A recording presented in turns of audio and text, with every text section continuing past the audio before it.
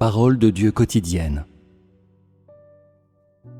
Dans la vie quotidienne de Job, nous voyons son intégrité, sa droiture, sa crainte de Dieu et son éloignement du mal. Si nous devons discuter de Job, alors nous devons commencer par son évaluation prononcée par la propre bouche de Dieu. Il n'y a personne comme lui sur la terre. C'est un homme intègre et droit, craignant Dieu et se détournant du mal. Voyons d'abord l'intégrité et la droiture de Job. Quelle est votre compréhension des mots intègre et droit ? Croyez-vous que Job ait été sans reproche et honorable ? Cela, bien sûr, serait une interprétation et une compréhension littérale de intègre et droit. La vie réelle est essentielle à une véritable compréhension de Job. Les mots, les livres et la théorie seuls ne donneront aucune réponse. Nous commencerons par regarder la vie de Job à la maison, à ce que ressemblait sa conduite normale au cours de sa vie.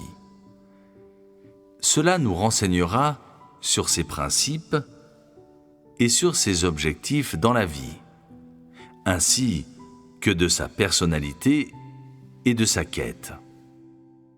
Maintenant, lisons les dernières paroles de Job, chapitre 1, verset 3. Cet homme était le plus considérable de tous les fils de l'Orient. Ce que ces paroles disent, c'est que le statut et la réputation de Job étaient très élevés.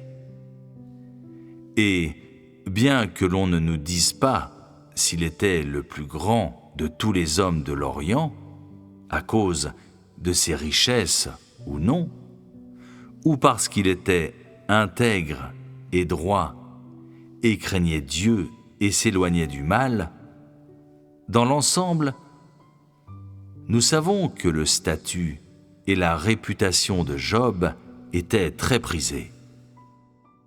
Comme il est écrit dans la Bible, les premières impressions des gens sur Job étaient que Job était intègre, qu'il craignait Dieu et s'éloignait du mal, et qu'il possédait une grande richesse et un statut vénérable. Pour une personne normale, vivant dans un tel environnement et dans de telles conditions, l'alimentation de Job, sa qualité de vie et les divers aspects de sa vie personnelle seraient au centre de l'attention de la plupart des gens. Donc, nous devons continuer à lire les Écritures. Ses fils allaient les uns chez les autres et donnaient tour à tour un festin. Et ils invitaient leurs 3 sœurs à manger et à boire avec eux. Et quand les jours de festin étaient passés, Job appelait et sanctifiait ses fils. Puis il se levait de bon matin et offrait pour chacun d'eux un holocauste. Car Job disait : « Peut-être mes fils ont-ils péché et ont-ils offensé Dieu dans leur cœur ?» C'est ainsi que Job avait coutume d'agir. Job, chapitre 1, versets 4-5. Ce passage nous dit 2 choses. La première est que les fils et les filles de Job donnaient régulièrement un festin, mangeant et buvant. La seconde est que Job offrait souvent des holocaustes parce qu'il s'inquiétait souvent pour eux, craignant qu'ils aient péché, que dans leur cœur, ils aient maudit Dieu. Ainsi sont décrites les vies de deux types différents de personnes. Le premier est les fils et les filles de Job, qui donnaient souvent un festin à cause de leur richesse,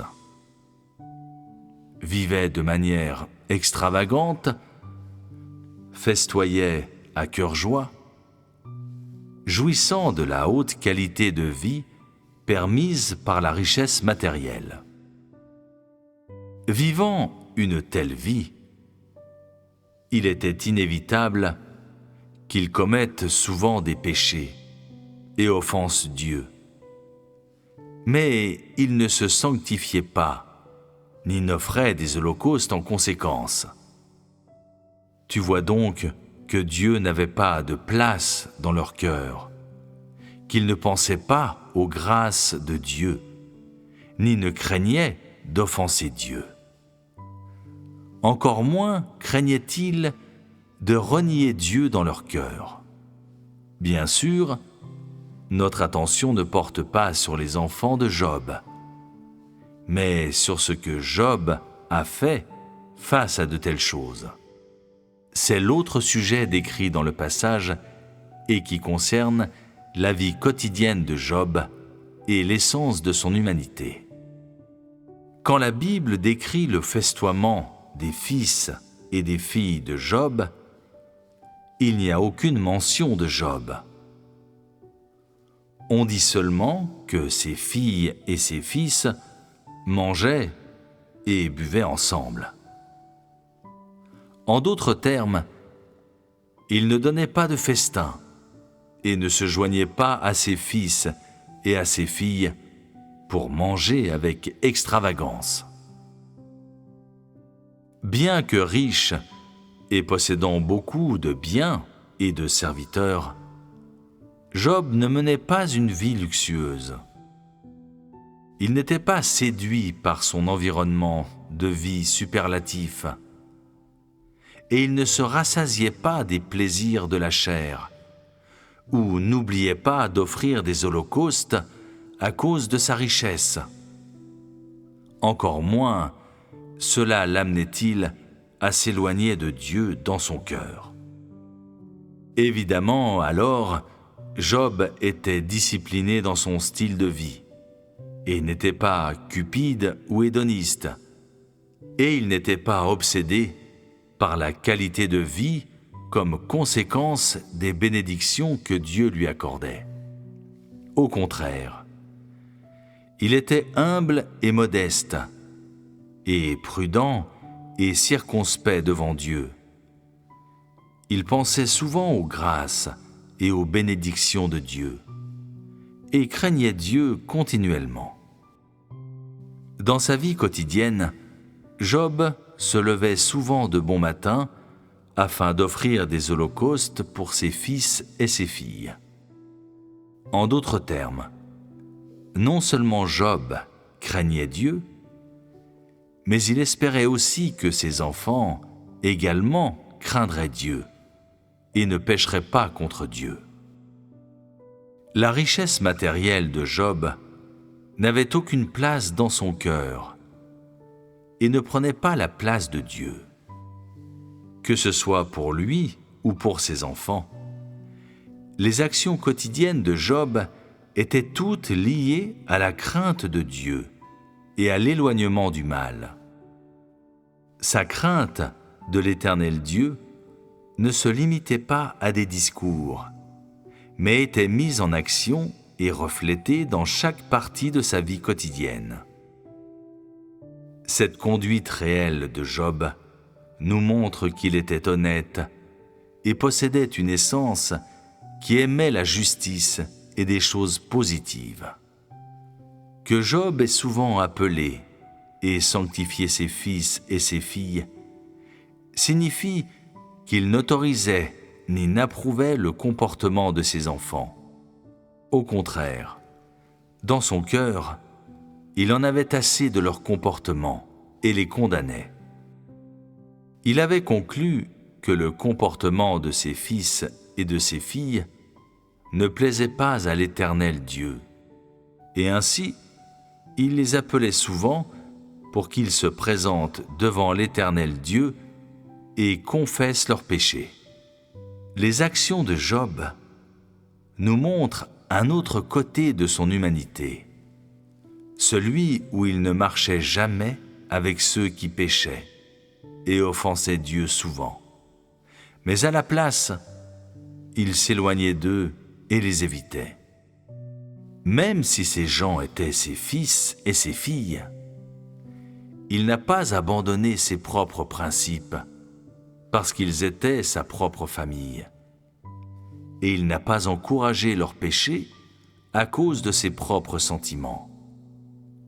Plutôt, il les a exhortés à se confesser et à gagner l'indulgence de l'Éternel Dieu. Et il les a avertis de ne pas abandonner Dieu pour leur propre plaisir cupide. Les principes de la façon dont Job a traité les autres sont inséparables des principes de sa crainte de Dieu et de son éloignement du mal. Il aimait ce qui était accepté par Dieu, et il détestait ce que Dieu répugnait. Et il aimait ceux qui craignaient Dieu dans leur cœur, et il détestait ceux qui commettaient le mal ou péchaient contre Dieu. Cet amour et ce dégoût étaient démontrés dans sa vie quotidienne, et c'était la droiture même de Job vue par les yeux de Dieu. Naturellement, c'est aussi l'expression et le vécu de la vraie humanité de Job dans ses relations avec les autres, dans sa vie quotidienne, que nous devons apprendre.